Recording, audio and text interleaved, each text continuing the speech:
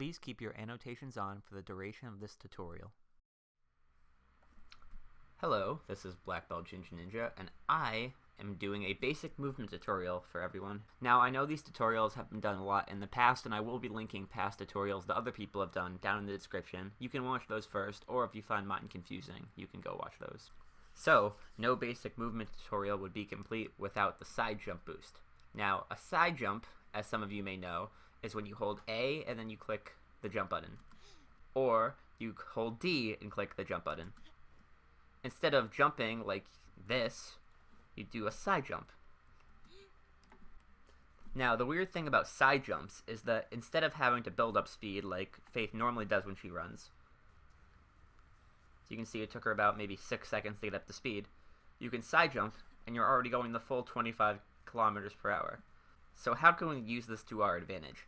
Well, if you side jump and then quickly turn your mouse in the direction you side jumped, you can keep that speed going. You can do a side jump boost facing the other way too. There is no difference between the two. So you may be wondering why the side jump was even put in the game in the first place. Well, one non-speedrunning application for it is actually right here in Chapter 6. These guys right here, when they attack you, you can side jump out of the way and get behind them and disarm them. Let me just try that. See? And then you can just disarm them for an easy kill. So that's really the only non-speedrunning use for it. Now, I want to show you some problems with the side jump boost that you'll probably notice once you start speedrunning, but I just wanted to warn you right now. So, you see these little black things sticking out of the ground? Well, normally you can walk over them just fine because they're very little, but if you try to stand next to them in side jump boost, you can't. Obviously, when you're speedrunning, this is very bad to get stuck like that, and then you have to side jump boost again, and it's a pain. And that's one big lesson you have to learn when speedrunning Mirror's Edge. You can get stuck on everything, and side jump boosting will not help. Like right here, this pipe, obviously you can't side jump boost past it. Even this little piece of wall, if you try side jump boosting, you get stuck. You get stuck on a lot of things in this game, and you really just have to play it to learn what you'll get stuck on and what you can side jump boost on. So really the lesson you should be learning from this is that if you're going to side jump boost and you're about right here, just waste a second, take a couple steps to the left, and then side jump boost, where you have a clear path where nothing can block your way. Now that you've learned side jump boosting, I'm going to show you guys bunny hopping. So bunny hopping can be done very simply by jumping. Now as you can see when I'm running, my speed is 26, but when I jump, it goes up to 29. Now some people find bunny hopping difficult because if you move your mouse even a little bit while you're doing it, you're going to lose speed. Now with me keeping my mouse constant, you can see I'm going the full 30 kilometers per hour that you would go, but if I do it and then I try to kind of turn this way while doing it, and you turn a little bit too quickly, you can see I've already gone down to 26, which is basically running speed, so bunny hopping isn't helping at all. So what you should learn is that you need to keep your mouse completely steady. If you need to turn, stop bunny hopping, turn, and then keep bunny hopping. I guess it's also worth noting that bunny hopping is a lot easier on console because you can move diagonal like that without losing any speed. Obviously, because you're using a controller, it's a lot harder. But you can bunny hop kind of freely on console, unlike on PC where you lose speed very quickly, as you can see. Now, I'm going to talk to you guys about wall boosting. So what wall boosting is when you run on the wall and then jump off of it very, very quickly. You can do this by binding your mouse wheel to a jump and then just scrolling when you get close to the wall, like this. As you can see, my speed goes up quite a lot, up to 42 even. Now, the funny thing about wall boosting is that the further you look at the wall, the more you're looking at the wall, the better your wall boost will be. So, let me just show you. If you're looking about here, which is pretty much straight, and you try wall boosting, you only go about 33. But if I look really, really into the wall, you go 40, 41, 41, 40. A lot more speed. One hard thing about wall boosting is that if you look too far into the wall, your camera will randomly turn around just like that. So you have to learn how to control the wall boost, because if you look too far in, you'll just 180, and it's really annoying. It's also worth noting that if you start your jump right here, instead of really close to the wall, you can get a lot more distance. For example, just like that. So one practical application for using the wall boost to go long distances is in glitchless. Now, for those of you who don't know, and doesn't really matter, but glitchless is a category where you can't use kick glitches. So, to get across the gap in Chapter 1, you need to use a wall boost, a very precise wall boost. So I'll use slow motion to show it. You jump here, jump on this railing, and then do a very, very precise wall boost off that corner of that wall. You can get all the way across that gap. That gap normally cannot be cleared unless you use a kick glitch. And then from there, you can just jump to the end. And now, the moment you've all been waiting for, the kick glitch. So, to do a kick glitch, you need to get this animation right here. Now, normally, when you jump and you kick, you get this drop kick animation. But if you wall run and then kick, you get this animation.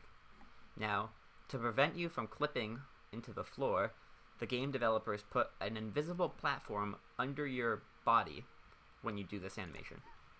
But that invisible platform lasts for maybe 1, 2, or 3 frames after you're done kicking. If you do that animation over a gap, you can jump off that invisible platform and do a kick glitch.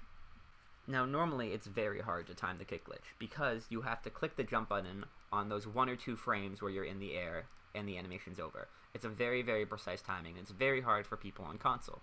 But for the people on PC, we have mouse wheels. So it's a lot easier for us to do it.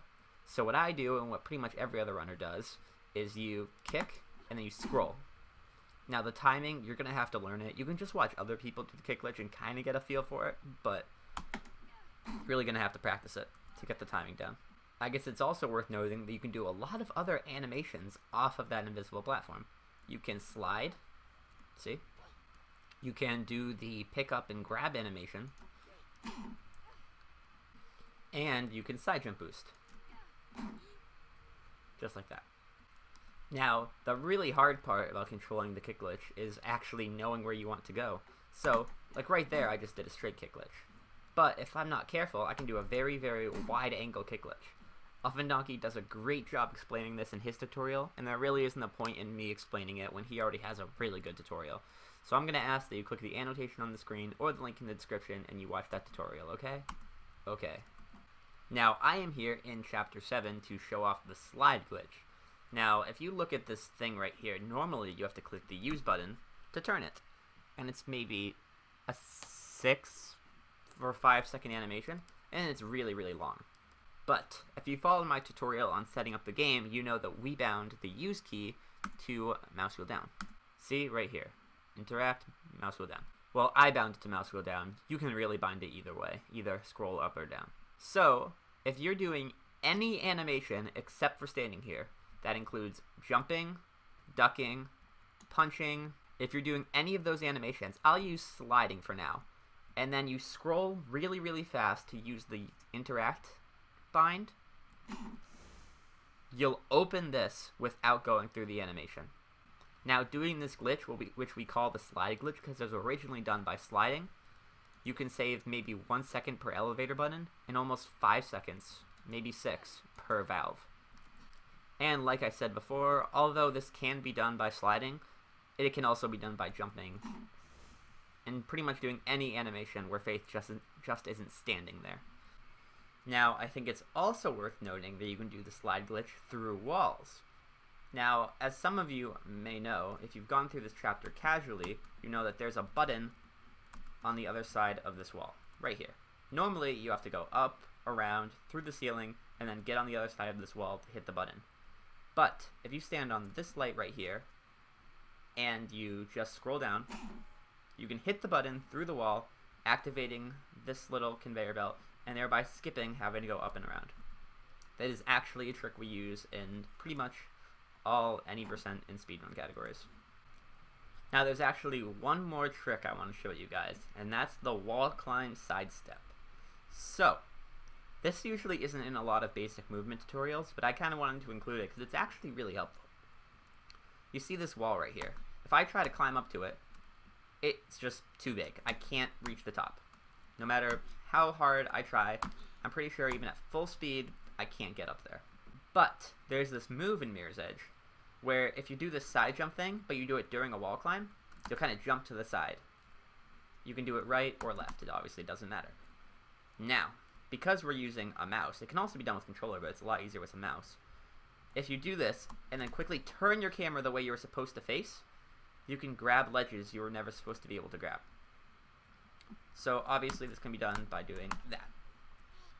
You just kind of have to whip your mouse in that direction. You may have to turn your mouse sensitivity up if it's too low. I guess it's also worth noting that if you do the side jump thing really, really close to the top of the wall, you can just get right up on the wall without having to do any sort of climb animation. But that trick is really only used in chapter speedruns. So that's pretty much all the basic movement I think you guys need to know. I would definitely recommend checking out the advanced movement tutorial at this point, which is going to have a lot more advanced tips, tricks, and kind of exploits that you can use to go fast or to just have fun with the game. Thank you guys for watching. You could click the arrow on the left to watch Floobs' movement tutorial if you found mine confusing. Or you can click the arrow on the right to watch my advanced movement tutorial, which is going to include beamers, double kick glitches, and a lot of other cool mirror's edge tricks.